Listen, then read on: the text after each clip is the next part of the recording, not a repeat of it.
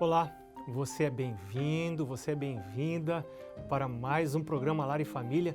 Aqui nós somos uma família desse pessoal que participa do programa Lar e Família, curtindo a nossa página no Facebook, compartilhando as mensagens lá do Facebook. Também o pessoal do Instagram, eu quero cumprimentar você que nos segue no Instagram. Eu quero cumprimentar a você que também acessa o blog da Novo Tempo, do programa Lar e Família, para visualizar os programas anteriores e também para fazer o seu pedido do curso da Bíblia Família Feliz. Quero dar o meu abraço para você. Esta é a família de quem está sendo chamado por Deus. Eu não tenho dúvida de que você não está aqui no programa agora por acaso. Você está obedecendo a um chamado de Deus. Você poderia estar fazendo outra coisa agora, mas você parou porque Deus chamou você, porque Deus tem bênçãos para você e porque aqui nós vamos estudar a Bíblia, a Palavra de Deus. Eu estou convencido de que o que eu preciso mesmo é da Bíblia. O que a minha casa precisa é da Bíblia. Sabe que tipo de gente estuda a Bíblia? Vou falar para você primeiro que tipo de gente não estuda a Bíblia. Não estuda a Bíblia quem se acha muito esperto. Quem se acha. Quem diz assim, eu me basto, o meu raciocínio é autossuficiente. Eu me basto para viver. E tem gente inteligente, sabe? E que vai levando a vida, e a vida vai indo até mais ou menos bem, financeiramente, laboralmente, lá no seu trabalho as coisas vão bem. Existe gente que tem mais facilidade para os relacionamentos, tem uma inteligência emocional razoável e os seus relacionamentos também não vão tão mal e a vida vai levando. Mas eu quero dizer para você que chega uma hora que a vida acaba. Por melhor que a gente leve esta vida, a vida acaba. Então agora eu quero dizer para você que tipo de pessoas estudam a Bíblia. São pessoas, podem ser pessoas inteligentes também. Pessoas inteligentes, mas que não pensam que a sua inteligência lhes basta. Não, a minha inteligência não me basta. Eu preciso de um critério, de uma força, de um poder, de uma ajuda exterior que está fora de mim, fora da minha cabeça, para me ajudar a resolver os problemas da vida. Na verdade, o Evangelho é o grande simplificador dos problemas da vida. Então, eu preciso da Bíblia, porque a Bíblia simplifica os meus problemas. A Bíblia me mostra que o que eu preciso, na verdade, é de Deus. Deus influenciando a minha mente. Deus transformando o meu jeito de pensar. E o instrumento que Deus usa para isso é o estudo da Bíblia. É a pesquisa da Bíblia e é a procura por aplicar os conceitos da Bíblia à minha vida. E é também a busca por um milagre de Deus no funcionamento da minha mente. Meu Deus, eu sou uma pessoa crítica, eu vivo enxergando os defeitos da minha esposa e não só enxergo, mas eu permito que esses defeitos que eu enxergo me separem dela. E eu ainda critico, ainda fico falando dos defeitos. Você já viu gente que, em vez de olhar para a rosa, só vê os espinhos? Tem gente assim, nasceu assim, vai fazer o quê? Eu estou falando de mim, Só que isso acaba com os meus relacionamentos. E eu vou seguir pela vida fora, achando que está todo mundo errado, eu sou a pessoa certa, e eu não percebo que eu sou crítico, que não tenho misericórdia, que sou uma pessoa irascível, de difícil convivência. Quem que aguenta? Quem que suporta viver com uma pessoa assim? E eu vou seguindo pela vida, estragando meus relacionamentos? Mas em algum momento eu posso me deparar com o Evangelho. E eu quero dizer para você que é o que tem acontecido comigo. Eu sei que antes de eu encontrar com a Mari, minha esposa, eu preciso me encontrar com Deus. E eu aprendi que eu preciso sair cedo da cama, porque a vida começa, eu tenho que trabalhar, eu tenho coisa para fazer. E se eu ficar na cama até a hora das coisas começarem a acontecer, eu não vou ter tempo para a palavra de Deus. Então eu aprendi que eu não posso acordar para trabalhar. Eu preciso acordar para adorar, para orar, para estudar a palavra de Deus, a Bíblia. Porque o estudo da Bíblia os conceitos da Bíblia vão tomar posse da minha mente, vão transformar a minha maneira de pensar. E transformando a maneira de pensar, quem pensa diferente, sente diferente e age diferente. Então eu preciso do contato com a palavra de Deus todos os dias. E o inimigo de Deus sabe disso. Ele sabe. Satanás sabe. Existe um inimigo, a Bíblia diz. E ele procura criar estratégias, circunstâncias para que eu vá dormir tarde, para que eu acorde tarde, para que eu não busque a palavra de Deus. Ou se buscar, eu busque de uma maneira apressada, sem pensar, sem meditar, e isso não vai ser significativo na minha vida. Então, eu descobri que eu preciso ter um tempo apropriado de contato com a palavra de Deus e fazer com que toda a minha vida gire em torno deste contato com a palavra de Deus. O que eu preciso é do Evangelho. E agora vamos para a Bíblia, porque Paulo disse, nós já começamos a ver isso no programa anterior, em Romanos capítulo 1, verso 16, Paulo disse, eu não tenho vergonha disso, eu tenho vergonha de sofrer, eu tenho vergonha de tratar mal a minha família, eu tenho vergonha de ficar dando cabeçada na vida, isso eu tenho vergonha. Mas agora eu descobri que eu não posso ter vergonha do que me ajuda, do que é para o meu benefício, do que é vantajoso para mim.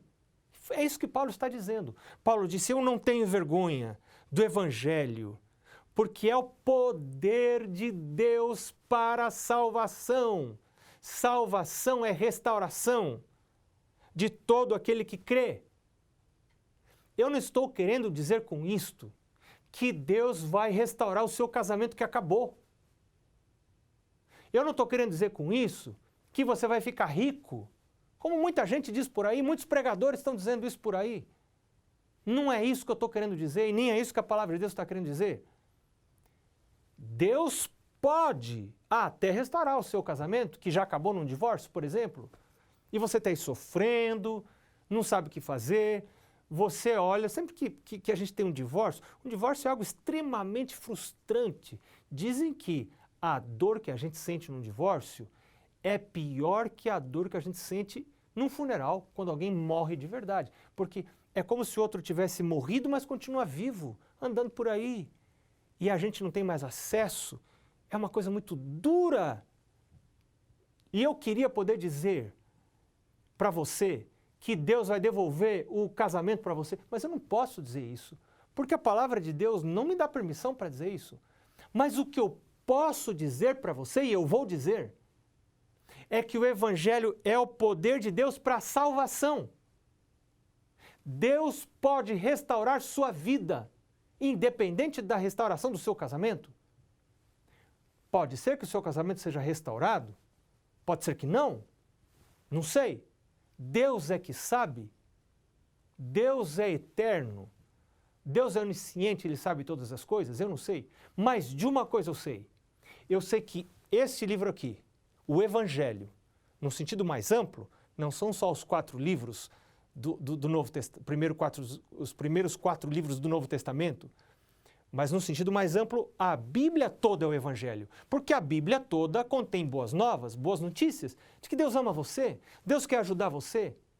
E que ainda que você tenha errado, ainda que você tenha pisado na bola, ainda que você tenha maltratado pessoas, ainda que você tenha acabado com a sua saúde, Deus promete para você salvação, Deus promete restauração, mas isso está no Evangelho.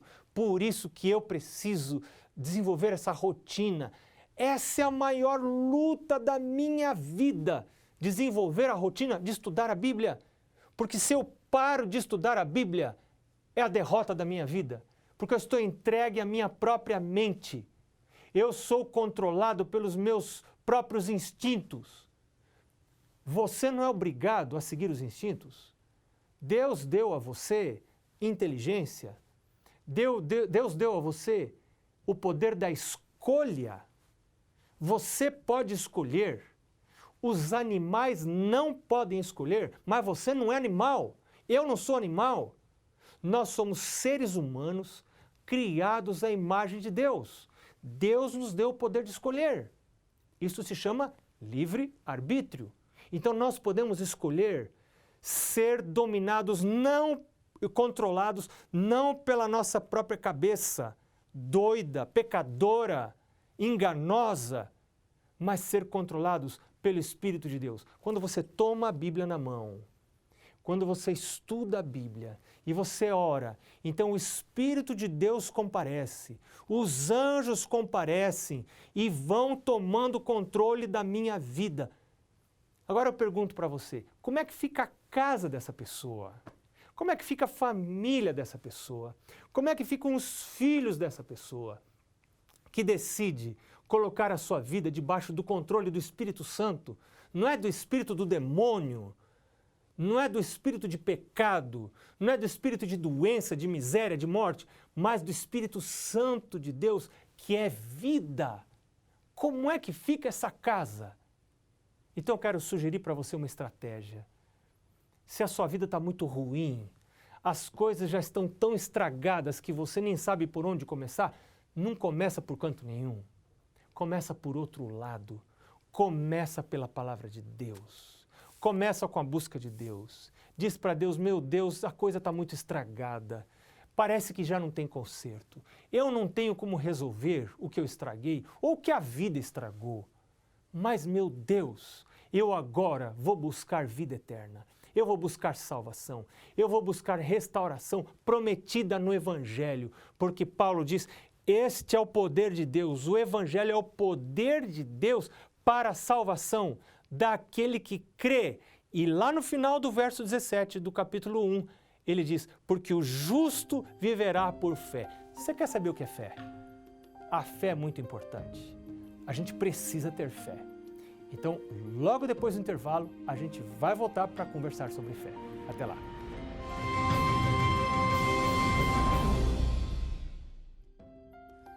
Bom, estamos de volta para falar de fé, para falar de Bíblia, para falar de Evangelho, porque estas coisas, diz Paulo em Romanos, no livro de Romanos, na Epístola aos Romanos, no capítulo 1, verso 16, Paulo diz, o Evangelho é o poder de Deus para a salvação de todo aquele que crê. Bom, antes da gente continuar no estudo, eu quero relembrar a você de dar uma entradinha lá no nosso Facebook. Todos os dias existe uma mensagem nova para você por parte do programa Lar e Família. Eu tenho procurado postar um vídeo todos os dias. Quero me encontrar com você no Facebook. Deixe lá sua mensagem para a gente. É muito importante essa interação. Nós estamos juntos na busca por coisas melhores. Lembre-se também, se você utiliza o Instagram, siga o Instagram do programa Lar e Família. E também lembro a você do nosso blog do programa Lar e Família, onde você pode visualizar e assistir os programas anteriores e também fazer o pedido do seu curso da Bíblia Família Feliz. Família Feliz é o nome do curso, que é um curso baseado na Bíblia. Bom, nós estamos já há alguns programas falando do Evangelho. Evangelho é o poder de Deus para a salvação. Eu preciso de salvação, você precisa de salvação. Agora, a palavra de Deus diz que é preciso acontecer alguma coisa para ver a salvação, junto com o Evangelho. No final do verso 16 diz que o Evangelho é o poder de Deus para a salvação de todo aquele que crê. O que é crença? O que é acreditar? Depois, lá no final do verso 17, o verso 17 diz, porque o justo viverá pela fé. O que é fé? Sabe que tem uma confusão aí no mundo cristão sobre esse tema de fé. E a gente vai precisar conversar um pouco sobre fé. E nós vamos voltar a falar sobre fé em programas posteriores, porque esse é um assunto central no livro de Romanos. A fé, ela tem que estar misturada com o Evangelho para operar salvação. O Evangelho sem a fé não produz salvação. A fé sem o Evangelho é uma fé que falta sabedoria para essa fé. A direção para a fé está no Evangelho. E tem muita gente por aí confundindo fé com presunção. Tem gente que pensa que fé é o poder que você tem de dar ordem para Deus. Eu acho isso tão interessante. E aí você inverte os papéis, porque se a fé é o poder que você tem para dar ordem para Deus, eu ordeno que eu fique rico, eu ordeno que eu seja curado. Eu já vi gente fazendo isso, falando isso.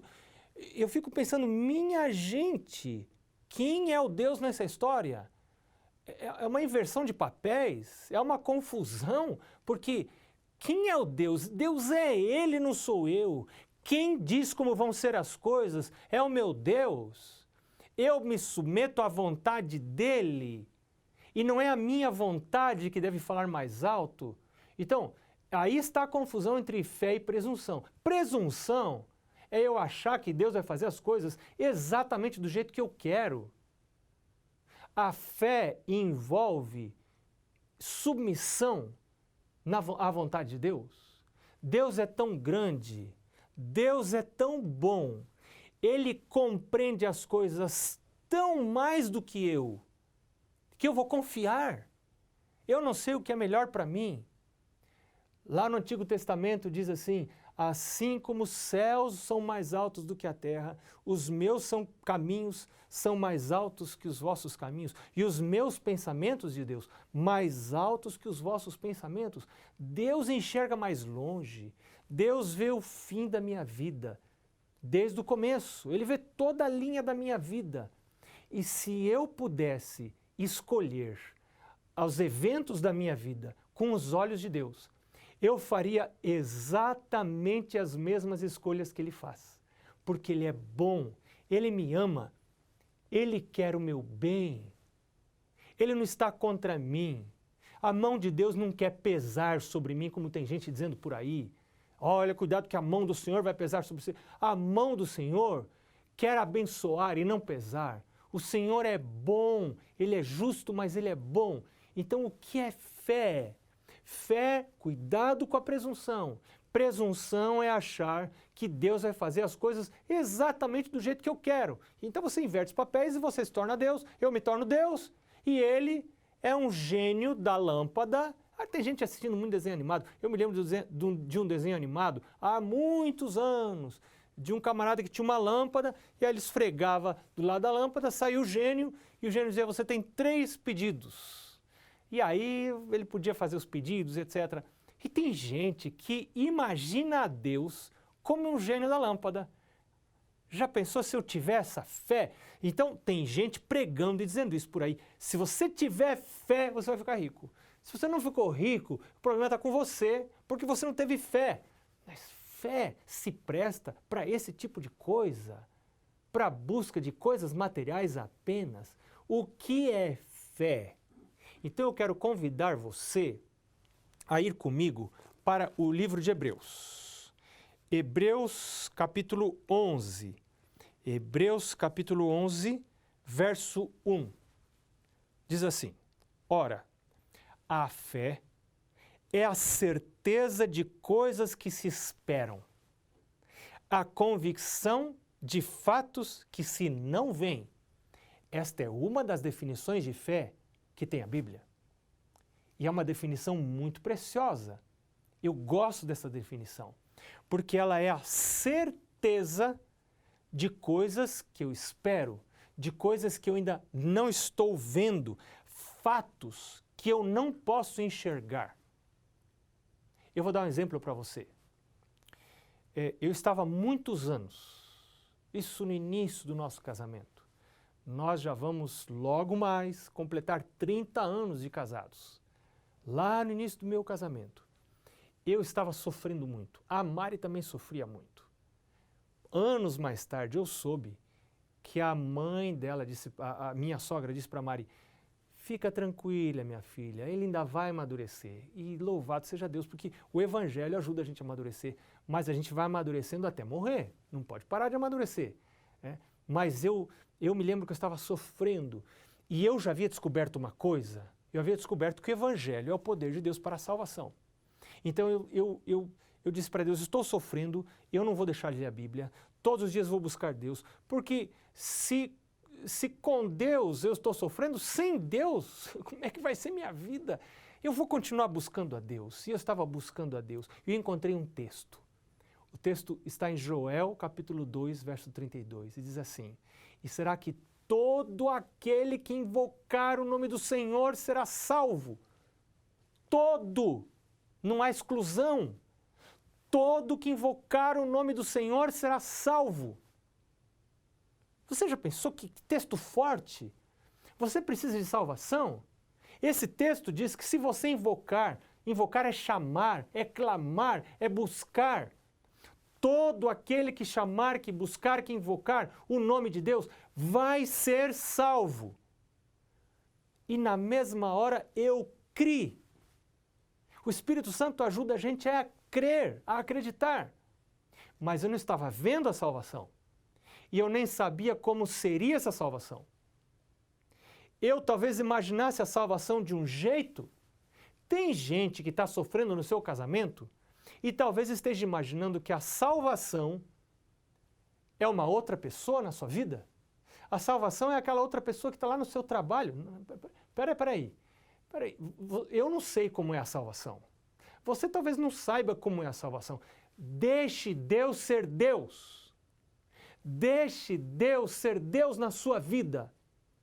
Deixe Deus dizer para você como é a salvação. A salvação vem de Deus, não da sua cabeça, não da minha cabeça. Mas a promessa é que Deus vai dar salvação. E será que todo aquele que invocar o nome do Senhor, diz lá no livro de Joel, capítulo 2, verso 32, está no Antigo Testamento, todo que invocar o nome do Senhor será salvo. Eu estava sentado na minha escrivaninha, eu estava lendo a minha Bíblia, eu deixei a Bíblia em cima da escrivaninha e caí de joelhos no chão e disse, meu Deus, então eu estou invocando, me ajuda, meu Deus. Eu já sabia que Deus operaria a salvação, mas eu não via salvação. Anos se passaram e nós passamos anos sofrendo.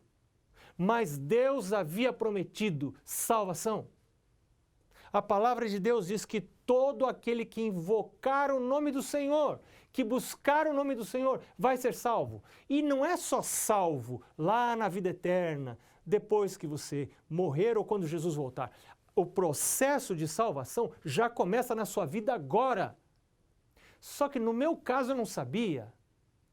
O maior impedimento para a salvação de Deus era eu mesmo. Era eu mesmo. Meu caráter deformado, minha natureza pecadora, que me levava a pensar, a sentir e a agir de maneira inapropriada.